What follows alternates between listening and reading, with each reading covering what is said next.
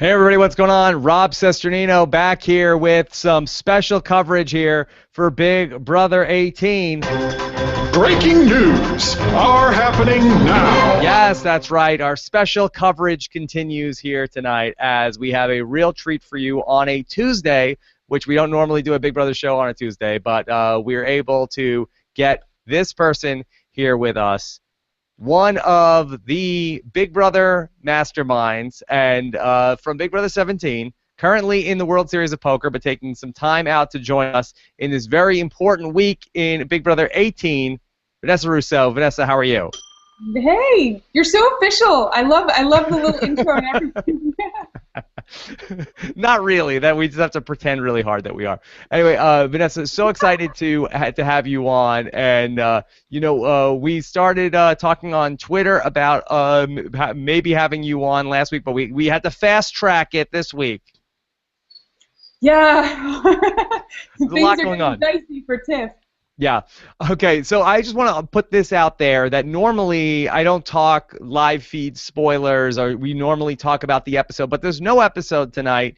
The episode is going to be on tomorrow night, so we're just going to go right into talking about things that are going on in the spoiler version of Big Brother. So if you are especially spoiler averse, then what I'm going to recommend is just, hit the pause button, come back in 24 hours after you watch the Wednesday night Big Brother episode, and you'll be caught up to where we are, and you can still hear the rest of this before Thursday's episode. But time is of the essence, and we need to talk about things that are going on the live feeds, and that is why Alex Kidwell is here with us as well. Alex, how are you?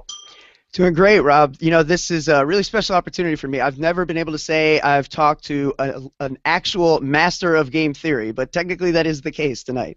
I don't know. Technically.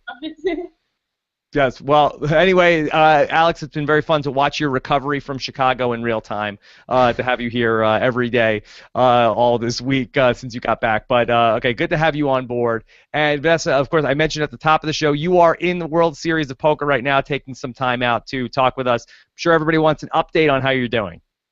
Yeah, I'm still in. I played day 1 yesterday. My day 2 is tomorrow, so today's my day off for recovery, and then after tomorrow, I just keep going every day until I'm eliminated. Hopefully, I make it all the way to the final table and win $9 million. But okay. It's obviously a long shot. It's a lot of people in this event, like over 6,000. So we'll see. All right, not unlike Big Brother, just taking it day by day, hopefully advancing to more and more tables. Hopefully, yeah, we'll see. I'm going to do everything within my power, but you also got to not get unlucky. Not get unlucky. All right. Well, let's talk about where Tiffany is and if she got unlucky along the way. Now, she is up there on the block, one of 3 people nominated for eviction this week. And as of today, things were not looking particularly good. She does not appear to know that she's in very imminent danger, but the tide is turning a bit as of this hour. Alex, could you just give us the quick update as to where we are right now? Sure, yeah. So, in the middle of a potential, total house flip is where we are right now. It's, really up in the air. Tiffany has, at this point, I think, solidly won Davon and Michelle's support, and that's what you need. As soon as you get 1 or 2 people who are, 100% on board, then they're going to start campaigning for you. Once you have a couple people once you don't have to do all the legwork yourself, it makes it a little bit easier. Nicole seems to be really, really on board now. Corey, I think, is the kind of guy who might go along with what Nicole wants to do, so that's good. Zakiya seems receptive to it. The obstacle right now, as I see it, is Pauly, who seems to be the one person that they want to bring into the situation that doesn't seem to want to go with it for and I was just watching the live feeds before we came on, and he was saying we have to get rid of Tiffany because I watched Big Brother 17 and I saw her sister. She was up on the block and they let her come down. They let her stay, and look what happened, Vanessa. But Tiffany's not me. Has anyone noticed? Can they please get past the voice and mannerisms and see we are 2 really different people? I'm a professional game player who studied game theory at Duke. Tiffany is, a teacher and not a professional game player. It's not, we're 2 different people, completely different skill sets. She's more of an artist. She sings, she's artistic. can't draw for shit. Like, we have completely different skill sets. And if anything, they should have seen she just played the comp 2 days ago, the one that I won pretty easily on my season, and Tiffany didn't do that well in it. I mean, we have very different skill sets. She is a very intelligent girl, yes, but to be scared of her playing a similar game to me is kind of irrational at this point when all the evidence points to the contrary. Well, Vanessa, first off, now we don't get a vote in this, so you don't have to sell us on it. Isn't it fair to say that she's probably a very dangerous player? Wouldn't it be a good idea? It would be unfair, but wouldn't it be a good idea to get rid of her if you were in that big 8-pack alliance? So, yes, there is some truth to that. But the way I like to make decisions in Big Brother, what I think is really important when you're weighing decisions out, you have to weigh out urgency versus long-term goals. And in the very near term, people like Bronte and Paul are a far greater risk to the people who are to most of the voters this week than someone like Tiffany, who's in an alliance with them. Bronte and Paul are not. Paul has won a comp.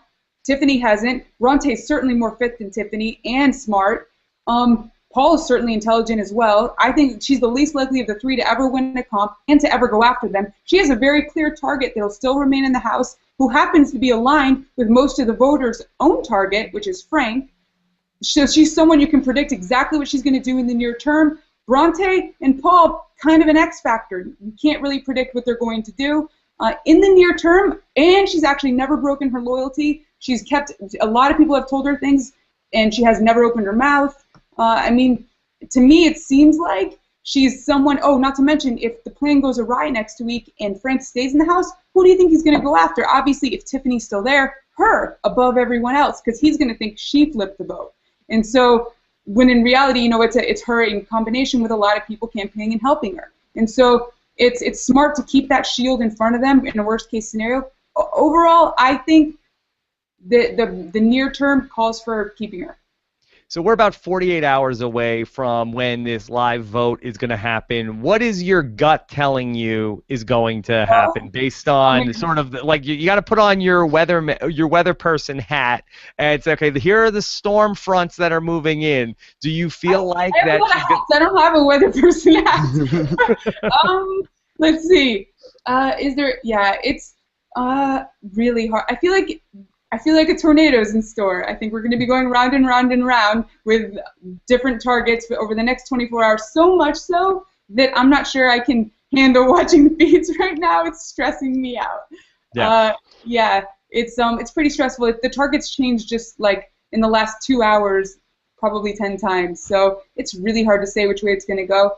I think if everyone makes the best quote-unquote game move, Tiffany should stay. And that's the way, as a game theorist, I like to look at things. Now, in game theory, we always say we assume players are rational. Problem is, that's not always reality. Sometimes people make emotional decisions instead of logical ones.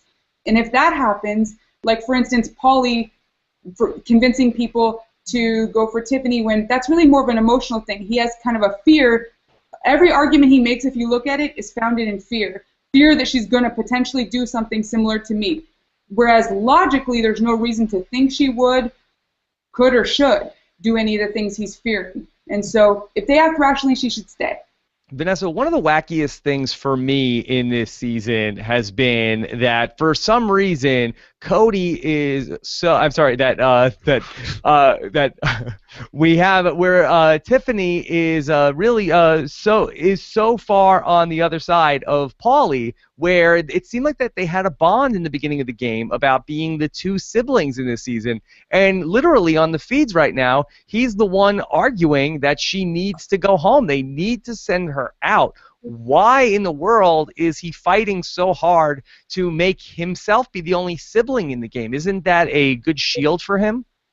I tweeted that like a couple days ago. It was so frustrating for me because since the beginning I've wanted these two to work together. It's like such a natural fit. Like you said, they're both siblings, they're shields for each other, and they also had like personality chemistry in terms of like friendship bond. You could see that they speak the same language logically, and I mean, they hang out, they get along.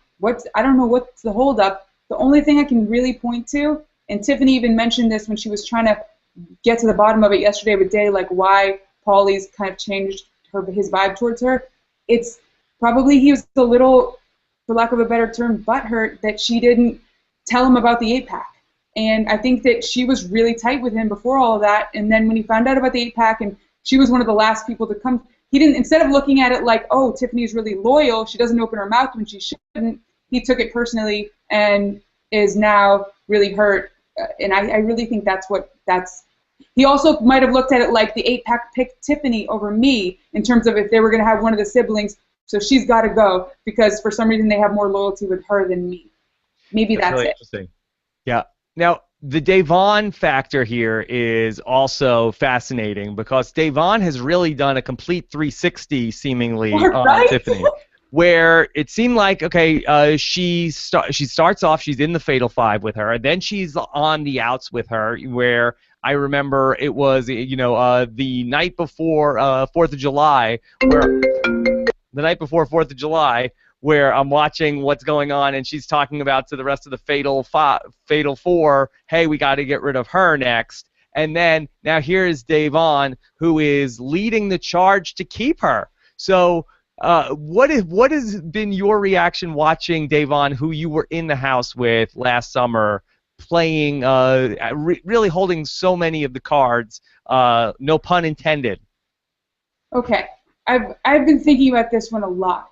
Like, it is confusing watching, and for the first 2 weeks I was like, I don't know whether to love her and hug her or hate her at this point. Like, it's confusing. And what came out recently, which really helped clarify the issue for me, was when Tiffany and Day were talking on the hammock on the feeds about maybe 5 days ago or so, it came out that they had a final 2, actually, they must have made before the feeds went live. So I think in the beginning, Day was planning very far ahead and trying to plant seeds of doubt with the other castmates so that Day would be closer with everyone than Tiffany would be. I think it started as that because if you have a final 2, you want to make sure your final 2 is with someone who's less liked than you. And it was more of like a likability factor. It wasn't that she wanted Tiffany to go so much as she wanted to just make sure people didn't like Tiffany as much as they liked her. I think it started there, and then it progressed to a little bit of paranoia when it came down to the comp. Day really wants to win a comp. She's been on 2 seasons now, hasn't won a competition. That's important to her. And instead of in the moment, seeing that Tiffany's life was on the line and the only person's board she could see was Day's and she was trying to win, she took it personally like Tiffany was somehow gunning straight for Day. And I think after she talked to Tiffany about that whole looking at my board during the comp thing, which is really what turned her against Tiffany, she forgave Tiffany very quickly, saw that Tiffany was dead honest with her. Look, I was fighting for my life and like a competitive thing took over me and I wanted to throw it, but then I just couldn't. And she believed her, and I believe her. I think that is what happened to Tiffany, and it wasn't evil to Day. I think it's pretty obvious based on the facts that Tiffany trusts Day more than anyone else in the house. Every time she gets any information, she goes straight to Day with it. And also, to Tiffany's credit, Day told her a lot of secrets, especially about other alliances Day is in. Tiffany's never opened her mouth, and over time, that initial maybe paranoia factor to do with the fact that she's my sister abated and was replaced with trust based on evidence that Tiffany is trustworthy, and I think that's kind of the whole 360-degree turn that we've seen with Day. Yeah. As a viewer, it just seems like it made so much sense for Davon to keep Tiffany around because Tiffany is this lightning rod that Frank wants to get out. Davon wants to get Frank out. And it just goes back to the old thing. The enemy of my enemy is my friend. And it really felt like, why can't they get on the same side of this if they're all going after Frank? For sure. Especially when you saw how well Frank was able to control what Bridget did this week. I mean, doesn't it concern you that her two? Remember, I don't know why everyone has such a short memory. In the first week, who was Bridget in an alliance with? I mean, yeah, Bridget was essentially on the other side of the house with Paul and Bronte. And so, who's to say that Paul and Bronte aren't going to be as susceptible to Frank's manipulation if they win HOH? I mean, it's a big, especially Paul. It's pretty obvious Paul has bonded hardcore with Frank. And I'd be nervous about him really controlling what's going to happen. Not to mention the fact that the majority of the voters are females this week. And if Paul wins, he's definitely going to be targeting a female. And that's a pretty easy way to guarantee their safety yet again by getting rid of him right now rather than keeping someone in the house who's definitely potentially could target them as opposed to Tiffany who's 100% not going to target them. It's just a safer play.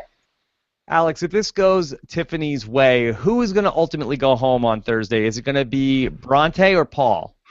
Still, that's still to be decided. Like that's part of this large conversation that's still happening, and that's kind of part of why this is like such a crazy cocktail on feeds right now. Is that it's multiple conversations just all kind of conglomerating into one big discussion that not too many people can have too loudly before other people are clued in on. You know what I mean? So it's a little dicey. I would say that Vanessa just outlined the reasons why I think Paul is the more sensible play for a lot of the voters. I think I've heard Bronte's name thrown around more just because I think Paul has, Paulie in his corner. He's got a couple people in his corner that might be willing to, put out a case to keep him, where Bronte doesn't really have that presence in the 8-pack right now. In watching the feeds earlier tonight, Vanessa, it looked like James was also campaigning for Tiffany to stay. He was making the case to Paulie and a bunch of people in the backyard right before we came on. Now, I was surprised because I thought that James was probably more in with the guys, so I thought that was interesting to see him want to save Tiffany in this spot. So what's been your feeling about James in terms of your relationship with him and how he fits into all this?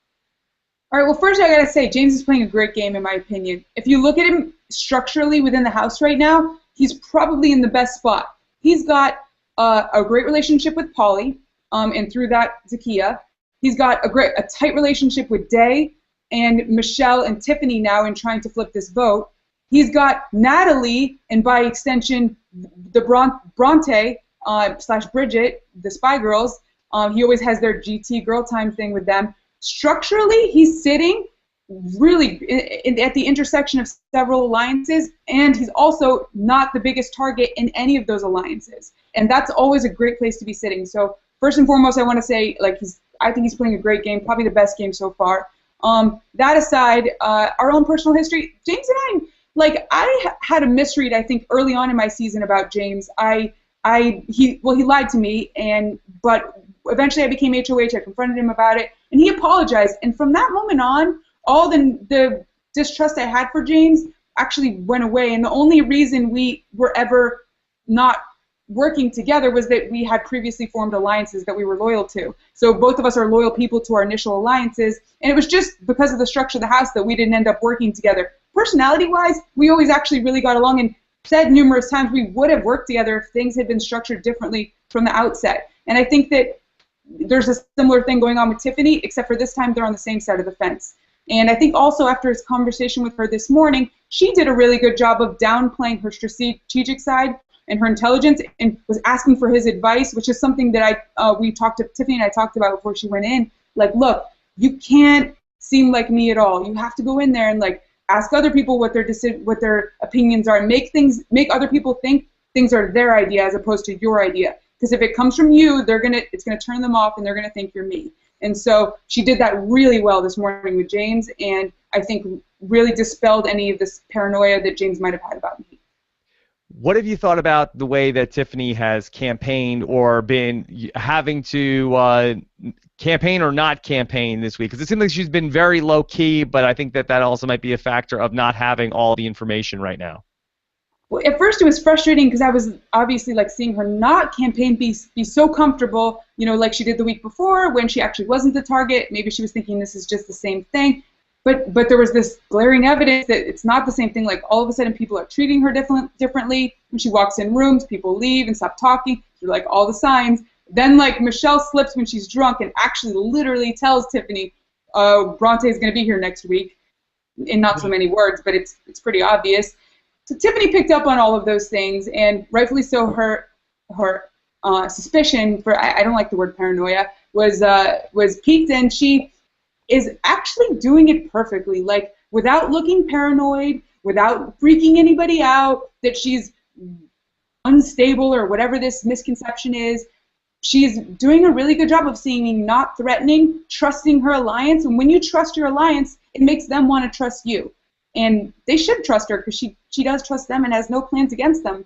So I like the way she's playing it right now, and it's easy to sit out here and judge, but I gotta trust that Tiffany has her finger on the pulse of the rest of her castmates, vibes better than I would just watching the feeds here and there. So I think she's doing a good job. The vote's starting to flip, and let's see what happens. Yeah, I think that it's actually, been in her favor to not really know how much danger she was in during the week, because I think that she was able to slow play the week, to use the poker terminology. Whereas if she really realized like how much trouble she was in and really tried to campaign hard all week, I think it definitely would have made people more fearful of her. But that the fact that she's been so calm about it really has been reassuring, because that's been a complaint that people had where, okay, she's paranoid and she's going to play the game aggressively like her sister. Yeah, well, it's not so much that. I'm really glad for an opportunity to address this. I think that there's like a huge misconception about my game, which I want to clear up right now. Like, I'm a logical strategist when it comes to game moves. I'm also an emotional person at heart. And I think that me getting pretty far in the game was sort of in spite of my emotional ups and downs, not because of it. My emotions were never like an intentional tool of mine. Let's just get that out there. Like, I can't cry on command. I wish I could stop crying on command, I'll tell you that much. But I can't control my emotions as well as I wish I could. I could do it for short periods of time at the poker table, but like 24 hours a day on feeds, my emotions came out here and there. So the problem is, in that house there's this conception, like there is probably in the world, just because of the way the show's edited, that emotions were somehow like my tool, and they really weren't. So the thing is, Tiffany was handcuffed from even showing any kind of emotion, whether it's being overly excited or overly nervous or crying or anything normal, which you see the other castmates displaying far more than her. And I don't think that's really fair, because the thing is, that's actually not what they should be looking out for. They need to be looking out for strong opinions and the way I talk. That's the lawyer side of me, the part of me that went to law school. That's the person that managed to change people's opinions and get what I needed done in the house. It wasn't the emotional person inside of me that did anything effective in there. And it's just that misconception, I think, that's hurting her. Do you feel like that's more from the people in the house, or more from the people that are either on social media or idiots like us doing podcasts? I feel that's sort of everyone, and it's not anyone's fault. It's pretty much just the way the show was edited, which I get. They're trying to make a good television show, and I don't think me sitting there spouting off game theoretical points is all that freaking interesting. I think me breaking down and crying when you're used to seeing a stone-faced poker player is much more interesting to watch. So I understand why they spliced together scenes like that and made it appear a certain way. I think that was a slightly exaggerated version of what really went down, and I also think it kind of skews the reality. People don't really see how I actually got things done in the house, when people who watch the feeds do know how I got it done, and I just would logically, like a lawyer, I would address every counter argument and come back at it with 5 other reasons why something else needed to be done. And also I would think a lot of steps ahead. The emotions, if anything, hurt me more than anything in the game. That was never a good thing for my game. Like, if I were to go back, that's something I got to figure out. I'm not going to get that under control. We'll see if it's possible. But that's definitely wasn't a part of the toolbox. Well, there were rumors that Coach Vanessa was going to be a thing this summer. I wish, but no. Yeah. We saw Coach Audrey over the weekend in Chicago, too.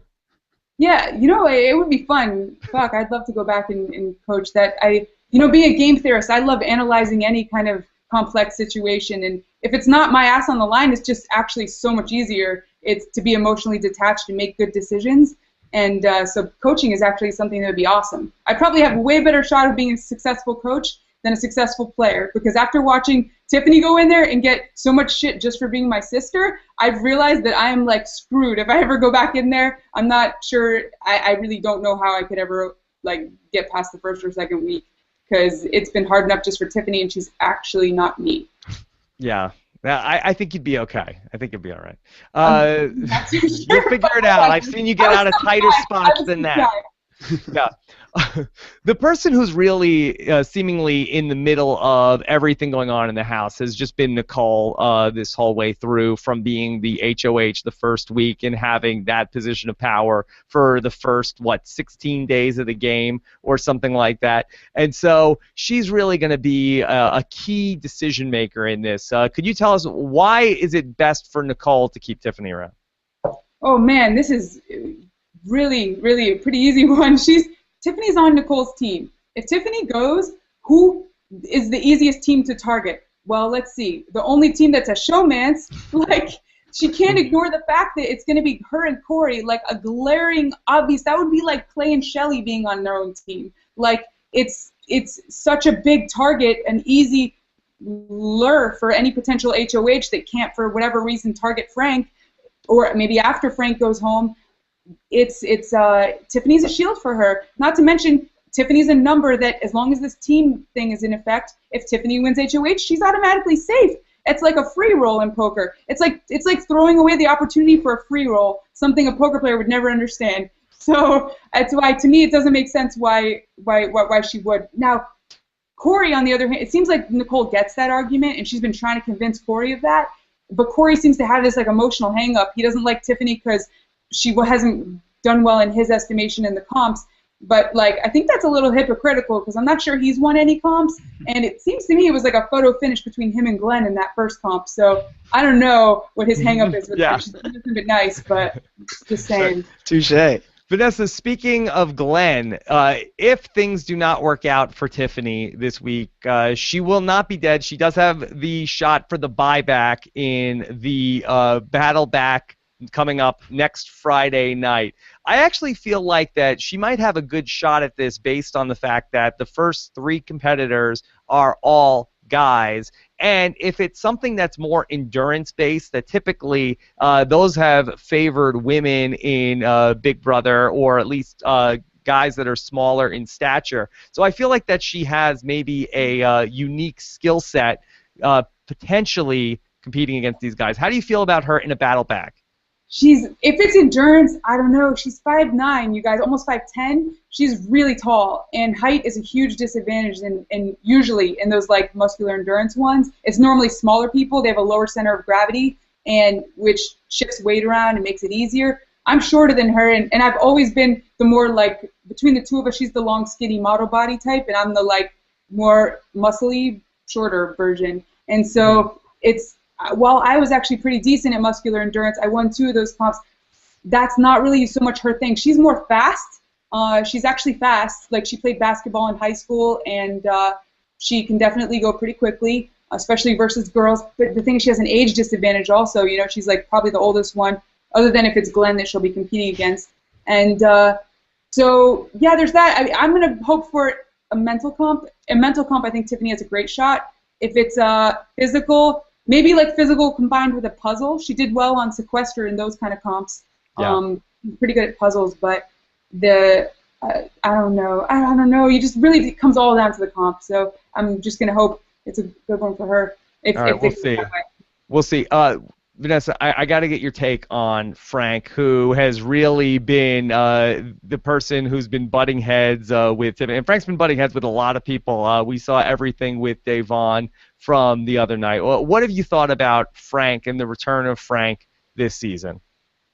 What a letdown, because basically, like, after the first week, I was all pro Frank. First of all, I was a fan of Frank's. Like, he was up there with my top 5 players of all time. Like, I love someone who, when their back's against the wall, they survive any way they can. And, you know, I didn't watch feeds back then, so can't speak for his personality and how he was on the feeds in his season. I can just say, based on the way the show was edited and what I've seen, I liked him. I liked his personality. I liked that he was a winner. I liked that he was someone who never gave up. I liked that he was willing to make bold moves, even though he bought into Dan's The Funeral thing. I liked the fact that he seemed trustworthy for doing that in the first place.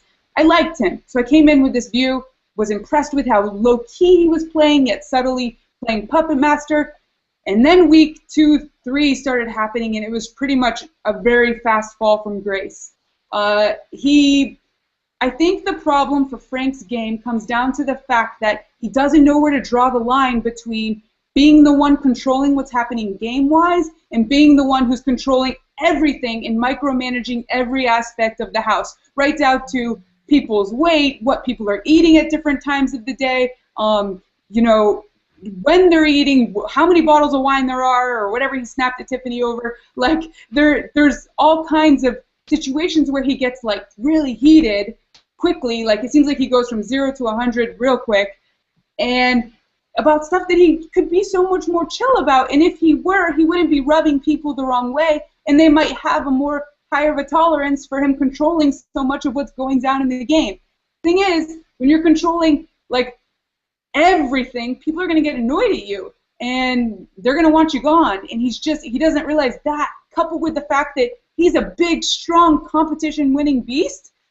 It's like the opposite thing you want to be. You want to be not noticed. Like, he wants to go back to what he used to do when he was wearing those pixels. He was fading in the background, and it came out, I guess, yesterday or today on feeds. He said when he's wearing punishment outfits, his strategy is to lay around a lot and sleep, and just he doesn't want to be on camera in them, basically.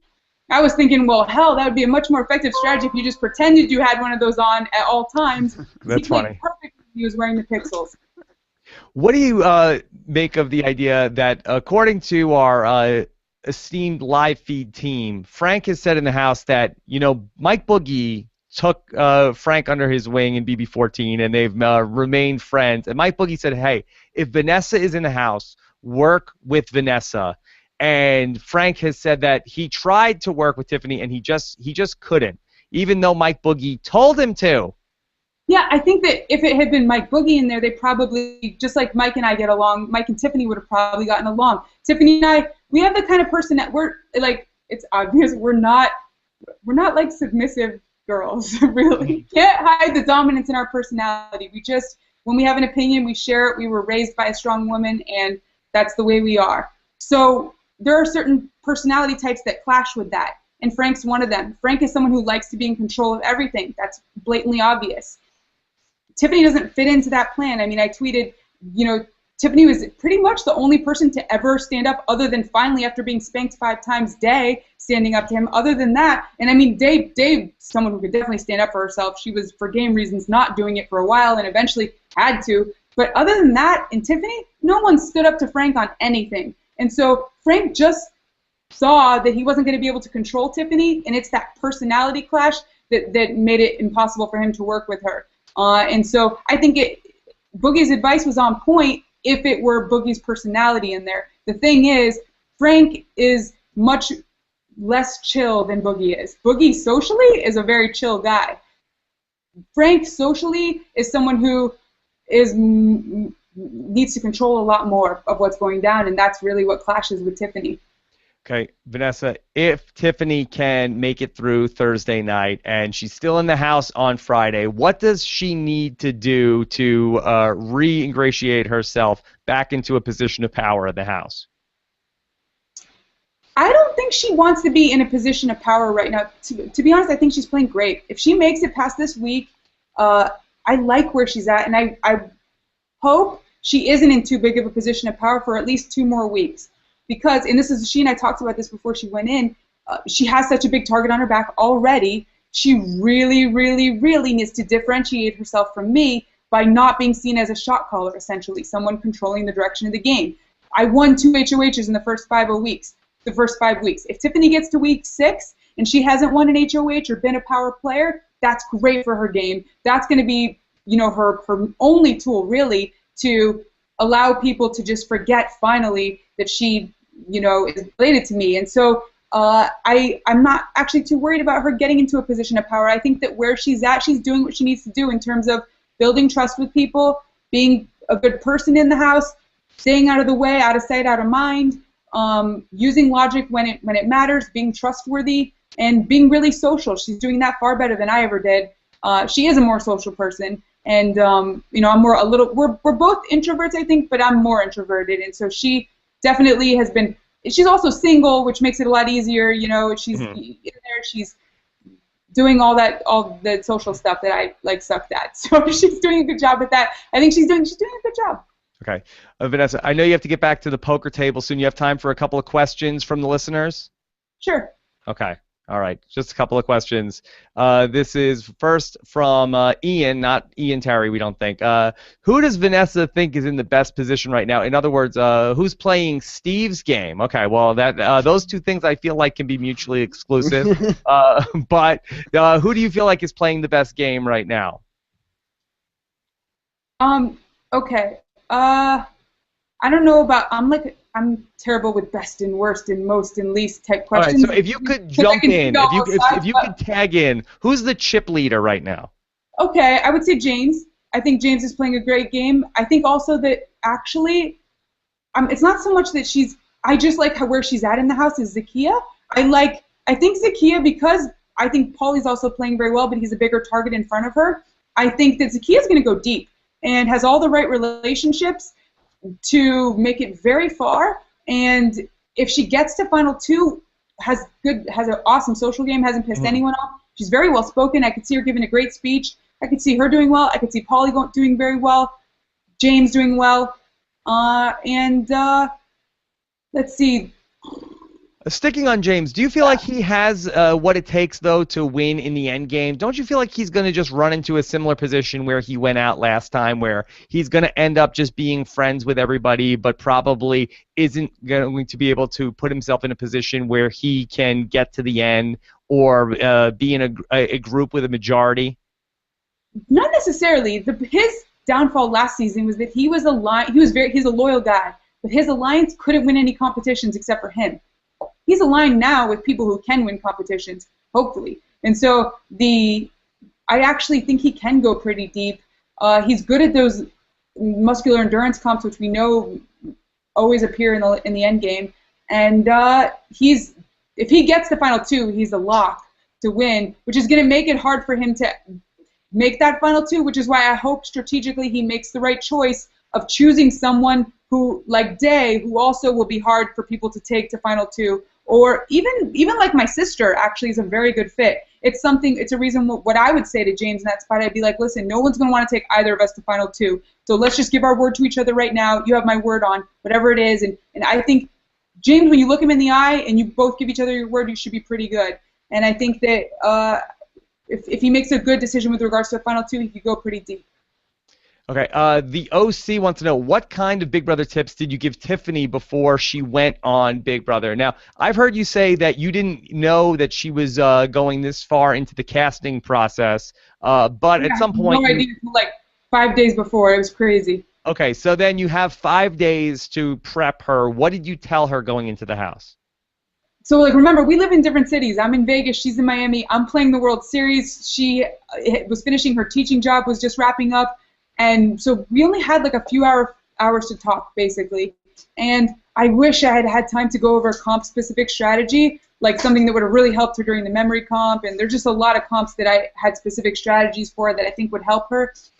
But I didn't get to do that. What I did get to do was we talked about how to handle being me and how to minimize that. She hasn't totally taken my advice on that. She's still in there, though, so I can't judge her for that. You know, that's her choice. It's her game. For instance, I told her that if there were vets in there or another sibling, that's going to be a great shield for her. And with our voice, people are going to know she's my sister. Don't deny it if you're confronted with it. That you should just let them know. You know, now if you're the only one in there and the only big target, then that's another situation where potentially you want to lie. But which I still actually didn't recommend. I still said if someone comes at you and straight up asks, you shouldn't lie because it's so obvious. Like if you close your eyes and listen to us, we have the exact same voice. So we know. Yeah.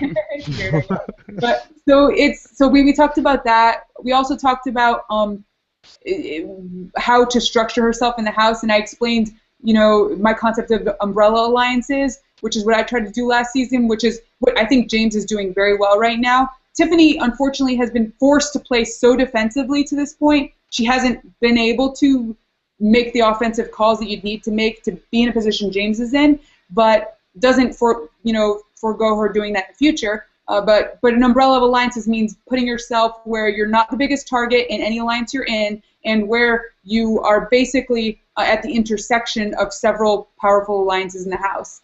And so we talked about umbrella alliances. We talked about I love it. A lot of different little things about also trying to be less emotional. which I've seen her trying. It's hard though. So but this week she's been way chiller than I would have been. So kudos to her for that. She's been really cool about being on the block, almost to the point sometimes I was like praying she would get paranoid for a second so that she would realize she's actually the target. But it seems like she does know, and she's now campaigning. So it's all good. Okay. One last question. Jordan Woodson says, with Davon, Michelle, Nicole, and James all wanting to keep Tiffany now, do you think that they could swing Paulie, Corey, and or Zakiya to keep her too? Now, just based on what you know about these players, what do you think the winning combination of votes needs to be for her? I think that the people who it's a no-brainer logically for them to keep her should be Nicole, by extension Corey, Day, Michelle, and James. I have a feeling that it's going to be Day, Michelle, and Zakiya. Zakiya was actually really open to the idea when she was fed it, and James seemed open to the idea until Paulie brought up the fact that if they keep Tiffany, it's going to incense Frank to have to win this HOH, and that seemed to scare James. So I'll take any combination, but yeah, I'm thinking the most likely is going to be her team, the Fatal Five. Alex, I know that this is a very much a moving target that we're talking about right now, and I'm sure that things have shifted even as we've been on this podcast for a little bit. So where do things stand now, and what's your prognostication going into Thursday's vote? So, yeah, it sounds like Nicole has, maybe shying away from it a little bit, which is not great. Again, still a lot of time left, though. And why?